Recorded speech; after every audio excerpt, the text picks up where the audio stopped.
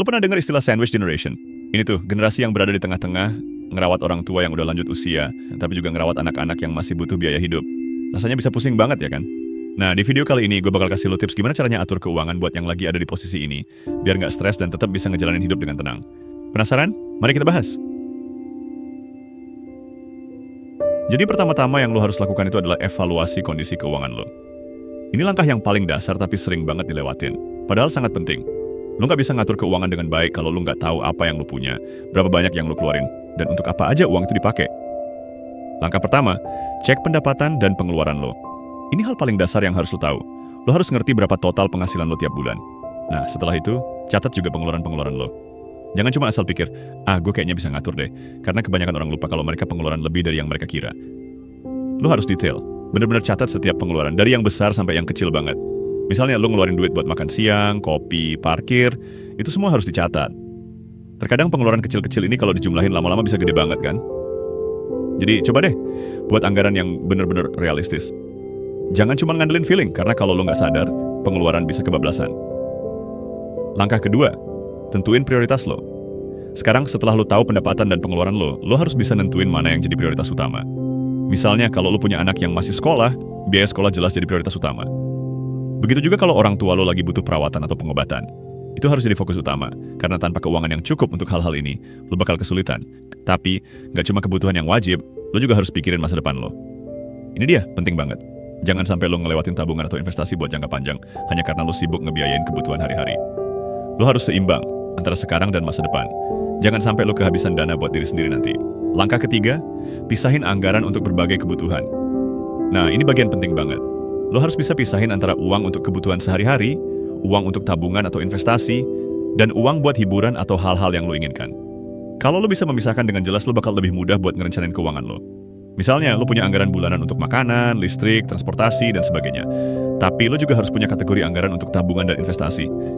Ini penting supaya lo nggak keburu habis uang buat hal-hal yang kurang prioritas. Jangan pernah gabungin antara uang kebutuhan dengan uang yang lo sisihin buat investasi. Kalau lo campurin, nanti lo nggak tahu seberapa besar yang bisa lo investasikan setiap bulan. Langkah keempat, rencanakan dana darurat. Ini penting banget apalagi buat lo yang ada di posisi generasi sandwich.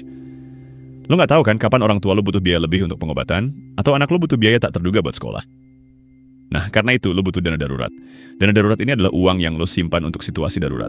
Biasanya, dana darurat itu sekitar 3-6 bulan biaya hidup. Jadi kalau lo ada masalah mendadak, lo nggak perlu khawatir karena lo punya dana cadangan yang siap dipakai. Ini bisa menyelamatkan lo dari kesulitan finansial yang lebih parah.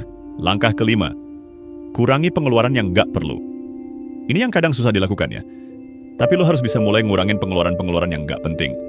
Misalnya, langganan aplikasi yang lo nggak terlalu pakai, makan di luar yang sering banget, atau beli barang yang sebenarnya lo nggak butuh-butuhin banget. Kalau lo bisa hemat di sini, dana yang lo punya bisa dipakai buat hal-hal yang lebih penting. Jadi, pastiin deh lo tahu betul mana yang prioritas dan mana yang bisa dipotong. Nggak masalah kok untuk hidup hemat, karena itu justru bisa bantu lo mengatur keuangan dengan lebih baik. Langkah keenam, pertimbangkan utang lo. Jika lo punya utang, baik itu utang kartu kredit, pinjaman, atau lainnya, lo harus benar-benar mikirin cara buat bayar utang tersebut secepatnya. Utang itu bisa nambahin beban finansial lo, dan jika nggak dikelola dengan baik, utang bisa jadi masalah besar di kemudian hari. Cobalah untuk fokus pada utang yang bunganya paling tinggi dulu. Bayar itu terlebih dahulu supaya beban bunganya nggak terus bertambah. Jangan pernah cuma bayar utang minimum, karena itu bisa bikin lo terjebak dalam lingkaran utang yang nggak berujung. Jadi, intinya, mengelola keuangan itu nggak cuma soal mencatat pemasukan dan pengeluaran aja, tapi juga tentang gimana lo bisa merencanakan dan membuat prioritas yang tepat. Lo harus ngerti berapa banyak yang bisa lo sisihkan untuk kebutuhan sekarang, tabungan masa depan, dan juga buat investasi. Jangan lupa juga untuk punya dana darurat yang siap pakai kalau ada hal yang nggak terduga. Pokoknya, kalau lo bisa atur ini semua dengan baik, lo bisa lebih tenang ngadepin masa depan, tanpa harus stres mikirin masalah keuangan.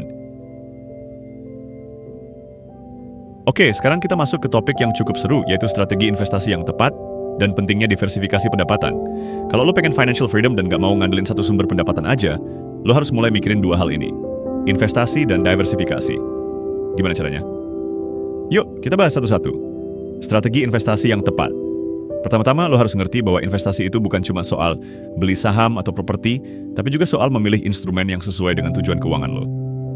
Setiap orang punya tujuan yang beda-beda. Ada yang mau buat jangka pendek, ada juga yang mau buat jangka panjang. Nah, lo harus tentuin dulu tujuan lo, baru cari investasi yang cocok buat tujuan itu. Misalnya kalau lo mau punya dana pensiun yang cukup, lo bisa mulai investasi di instrumen yang punya return lebih tinggi, kayak saham atau reksadana. Tapi kalau lo lebih dekat dengan usia pensiun, mungkin lo harus fokus ke investasi yang lebih aman, kayak obligasi atau deposito, yang walaupun returnnya nggak setinggi saham, tapi lebih stabil. 1. Investasi saham. Saham itu bisa jadi pilihan yang bagus kalau lo punya tujuan investasi jangka panjang, dan lo nggak masalah dengan fluktuasi pasar yang kadang naik turun. Tapi yang perlu lo ingat, saham itu punya resiko yang cukup tinggi, jadi lo harus siap mental dan punya strategi yang matang. Kalau lo baru mulai, bisa banget lo coba reksadana saham dulu, yang dikelola oleh manajer investasi profesional. Dengan begini, lo nggak perlu mikirin pilih saham satu persatu, karena semua udah dipilihkan sama ahlinya. Yang penting adalah lo harus paham banget tentang profil resiko lo. Kalau lo orang yang nggak suka resiko besar, lebih baik pilih saham yang lebih stabil, misalnya saham blue chip atau perusahaan besar yang udah terkenal dan stabil. Sebaliknya, kalau lo siap mengambil resiko lebih besar demi potensi keuntungan yang lebih tinggi, lo bisa pilih saham dari perusahaan yang lebih kecil, tapi punya growth potensial yang tinggi. 2. Reksadana. Reksadana itu cara yang mudah buat mulai investasi, karena lo bisa beli dalam jumlah kecil dan nggak perlu khawatir untuk ngatur portofolio sendiri. Di dalam reksadana, uang lo akan digabungkan dengan uang orang lain, dan dikelola oleh manajer investasi. Ada berbagai jenis reksadana. Ada yang fokus ke saham, obligasi, atau campuran keduanya. Kalau lo nggak mau ribet mikirin pilih saham atau obligasi satu persatu, reksadana bisa jadi solusi yang tepat. Tapi lo tetap harus hati-hati, karena meskipun manajer investasi yang kelola, tetap ada resiko. 3. Properti. Investasi properti juga masih jadi pilihan yang populer, karena harga properti biasanya naik seiring waktu. Tapi investasi ini membutuhkan modal yang cukup besar, jadi lo harus siap buat ngeluarin dana yang nggak sedikit. Selain itu, lo juga perlu siap dengan biaya perawatan dan pajak properti yang harus dibayar setiap tahun. Salah satu keuntungan investasi properti adalah lo bisa mendapatkan passive income melalui sewa, dan nilai properti biasanya terus naik, apalagi di daerah yang sedang berkembang. Jadi kalau lo punya dana lebih dan pengen investasi yang cukup stabil, properti bisa jadi pilihan yang menarik. Diversifikasi pendapatan. Oke, setelah ngomongin investasi, sekarang kita bahas tentang diversifikasi pendapatan. Kenapa diversifikasi itu penting? Karena lo nggak bisa cuma ngandelin satu sumber pendapatan aja. Coba bayangin kalau lo cuma punya gaji dari kerjaan utama, terus tiba-tiba ada masalah di kantor, atau lo kehilangan pekerjaan, lo bakal kesulitan kan? Makanya, lo harus mulai mikirin untuk punya lebih dari satu sumber pendapatan. Salah satunya adalah dengan membuka bisnis sampingan. Bisnis sampingan gak harus besar, lo bisa mulai dari hal-hal yang lo suka, dan bisa dilakuin di luar jam kerja utama. 1. Bisnis sampingan. Misalnya, kalau lo suka masak, lo bisa mulai bisnis catering kecil-kecilan atau jualan makanan lewat online. Kalau lo suka nge-vlog atau bikin konten, lo bisa jadi content creator, dan dapat penghasilan dari YouTube, Instagram, atau TikTok. Bisnis sampingan ini bisa jadi penghasilan tambahan yang bisa nambahin stabilitas keuangan lo. Yang penting, lo jangan langsung terjun ke bisnis yang butuh modal gede banget, mending mulai dari yang kecil dulu, pelan-pelan aja. Coba cari tahu apa yang lo suka, apa yang lo bisa kerjain dengan passion, dan mulai dari situ. Bisnis sampingan ini bisa jadi passive income yang nantinya bisa bantu memenuhi kebutuhan finansial lo. 2. Penghasilan pasif. Selain bisnis sampingan, lo juga bisa coba cari sumber pendapatan pasif. Misalnya investasi properti, dividen dari saham, atau royalti dari karya lo misalnya buku, lagu, atau video. Pendapatan pasif itu yang benar-benar kerja buat lo tanpa lo harus repot-repot lagi setelah lo investasikan waktu atau uang di awal. Contohnya, lo beli properti, kemudian sewakan. Setiap bulan lo bakal terima uang sewa tanpa lo harus kerja ekstra. Atau lo bisa beli saham perusahaan yang kasih dividen, jadi tiap tahun lo dapat pembagian keuntungan dari perusahaan tanpa harus jual saham lo. 3. Freelance atau pekerjaan paruh waktu. Cara lain buat diversifikasi pendapatan adalah dengan freelance atau kerja paruh waktu. Ini bisa jadi solusi yang fleksibel buat lo yang mau nambah penghasilan tanpa harus keluar dari pekerjaan utama. Lo bisa jadi freelancer di bidang yang lo kuasai, misalnya desain grafis, penulisan, penerjemahan, atau marketing digital. Semua itu bisa dilakukan dari rumah atau di waktu luang. Jangan lupa juga untuk bangun personal brand. Misalnya, kalau lo aktif di media sosial atau punya portfolio online, bisa jadi peluang untuk dapetin klien yang lebih banyak. Dengan punya banyak klien, penghasilan lo bisa semakin berkembang. Kesimpulannya, investasi yang tepat dan diversifikasi pendapatan adalah kunci buat lo yang pengen keuangan lo lebih stabil dan berkembang. Jangan cuma ngandelin satu sumber aja, karena kalau ada masalah, lo bisa kewalahan. Dengan investasi yang sesuai dan pendapatan yang beragam, lo nggak cuma bisa jaga keuangan lo, tapi juga bisa capai tujuan finansial yang lebih besar. Jadi, mulai dari sekarang, pikirin strategi investasi lo, dan jangan takut buat mulai diversifikasi pendapatan lo. Komunikasi yang terbuka dan transparansi dalam keluarga itu penting banget. Apalagi kalau lo ada di posisi generasi sandwich, yang harus ngatur keuangan buat diri sendiri, anak, dan orang tua. Kalau lo nggak punya komunikasi yang baik, bisa-bisa lo malah nambah stres karena ada masalah finansial yang nggak dibicarakan dengan jelas. Jadi, gimana sih caranya biar keuangan keluarga bisa terkelola dengan baik dan nggak jadi masalah? Yuk, kita bahas. 1. mulai dengan diskusi terbuka dengan pasangan. Pertama-tama, lo harus ngobrol sama pasangan lo. Kalau lo udah punya keluarga, keuangan itu bukan cuma tanggung jawab satu orang, tapi harus jadi tanggung jawab bersama. Jadi, jangan ragu buat buka obrolan tentang keuangan dengan pasangan lo. Ini penting banget supaya nggak ada yang merasa keberatan atau terbebani dengan pengeluaran yang ada. Lo bisa mulai dengan ngomongin tujuan keuangan lo berdua. Misalnya, apakah lo mau nabung untuk beli rumah, liburan keluarga, atau buat dana pendidikan anak. Pastikan lo berdua sepakat dengan prioritas dan target yang mau dicapai, biar pengeluaran dan tabungan bisa lebih terarah. Selain itu, diskusikan juga pengeluaran bulanan yang perlu diperhatikan. Misalnya, seberapa banyak yang harus dialokasikan buat kebutuhan rumah tangga, biaya anak-anak, asuransi, atau investasi. Cobalah untuk berbicara secara jujur tentang apa yang bisa dan nggak bisa dilakukan, tanpa ada yang merasa disalahkan atau terbebani. 2. Libatkan anak dalam pengelolaan keuangan keluarga secara bijaksana. Walaupun anak-anak lo masih kecil, lo bisa mulai ngajarin mereka tentang keuangan sejak dini. Tentu, lo nggak perlu ngajarin mereka detail soal pengelolaan keuangan yang kompleks, tapi lo bisa mulai dengan hal-hal sederhana, kayak cara menabung, atau pentingnya memilih antara keinginan dan kebutuhan. Misalnya, ajarin mereka untuk menabung uang saku yang mereka dapat, atau minta mereka untuk bantu ngebudgetin pengeluaran keluarga untuk hal-hal kecil, seperti beli camilan atau mainan. Tujuan utamanya adalah biar mereka bisa paham konsep dasar pengelolaan uang, dan nggak jadi orang yang nggak paham finansial ketika mereka besar nanti. Selain itu, kalau lo punya anak yang udah remaja, lo bisa mulai ajak mereka diskusi tentang anggaran keluarga. Jelasin kenapa pengeluaran buat sekolah, kesehatan, atau biaya hidup harus jadi prioritas. Ini nggak cuma bikin mereka lebih bijak dalam mengelola uang sendiri, tapi juga bikin mereka ngerti kenapa lo mungkin nggak bisa kasih uang lebih buat mereka, atau beliin barang-barang tertentu. 3. Bicara dengan orang tua tentang keuangan. Komunikasi dengan orang tua juga penting, apalagi kalau mereka udah masuk usia pensiun atau butuh perhatian lebih. Terkadang orang tua nggak mau terlalu membebani anak-anak, jadi mereka bisa jadi enggan untuk berbicara tentang masalah finansial yang mereka hadapi. Padahal, kalau mereka nggak ngomong, lo bisa jadi nggak tahu seberapa besar biaya perawatan atau pengobatan yang mereka butuhkan. Jadi penting banget buat ngajak orang tua ngobrol secara terbuka tentang keuangan mereka.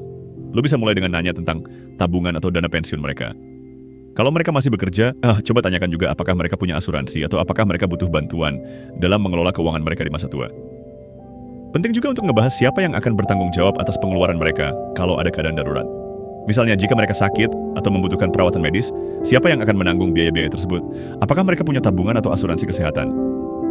Semua ini perlu dibicarakan agar nggak ada kebingungan atau perasaan saling memberatkan nanti. 4. Membicarakan prioritas finansial secara jelas. Selain ngobrol soal pengeluaran, lo juga harus ngobrolin soal prioritas finansial keluarga. Misalnya, apakah lo lebih memprioritaskan dana pendidikan anak, tabungan pensiun, atau mungkin investasi untuk masa depan? Ia menetapkan prioritas yang jelas akan bikin pengelolaan keuangan lebih terarah. Kadang, lo atau pasangan lo mungkin punya keinginan yang berbeda soal pengeluaran. Misalnya lo lebih suka menabung untuk masa depan, sementara pasangan lo lebih suka menikmati hidup sekarang, dengan makan di luar atau liburan. Nah, disinilah pentingnya komunikasi yang baik. Jangan cuma ikut-ikutan, lo harus jelas dalam menetapkan apa yang jadi prioritas dan apa yang bisa dikorbankan. Lo juga bisa coba untuk bikin anggaran yang fleksibel. Jadi meskipun lo punya prioritas utama, ada sedikit ruang untuk memenuhi keinginan-keinginan kecil, kayak liburan atau beli barang yang udah lama diinginkan. Ini akan menjaga keseimbangan, jadi nggak ada yang merasa terlalu tertekan atau terlalu banyak mengorbankan. 5. Mengelola pengeluaran secara bersama. Setelah lo udah ngobrolin soal pengeluaran dan prioritas, coba buat rencana keuangan keluarga yang jelas dan terbuka. Misalnya, lo bisa bikin anggaran bulanan yang mencakup segala kebutuhan rumah tangga, pendidikan, kesehatan, dan dana darurat. Setelah itu, tetapkan siapa yang bertanggung jawab untuk tiap bagian. Misalnya, lo bisa bagi tugas dengan pasangan lo. Lo yang ngurus keuangan untuk kebutuhan sehari-hari, dan pasangan lo yang fokus ke investasi dan tabungan pensiun. Pembagian tugas ini akan mempermudah lo buat ngejalanin keuangan keluarga dengan lebih teratur. Yang paling penting, jangan ada yang merasa beban. Kalau ada masalah atau ada pengeluaran yang tak terduga, segera diskusikan dan cari solusi bersama. Jangan biarkan masalah kecil jadi besar karena lo atau pasangan lo cuma diam dan gak ngomongin masalahnya. 6. Transparan tentang masalah keuangan. Lo juga harus transparan kalau ada masalah keuangan yang lo hadapi. Misalnya jika ada utang atau pengeluaran yang lebih besar dari anggaran yang sudah ditentukan. Kalau lo terbuka dan jujur tentang keadaan finansial lo, pasangan dan keluarga akan lebih ngerti dan bisa bantu cari jalan keluar. Misalnya, lo bilang kalau bulan ini pengeluaran keluarga lebih besar dari yang diperkirakan karena harus bayar biaya kesehatan yang gak terduga. Dengan begitu, lo bisa diskusi bersama gimana caranya supaya bulan depan bisa menyeimbangkan keuangan, atau bahkan mengurangi pengeluaran yang gak penting.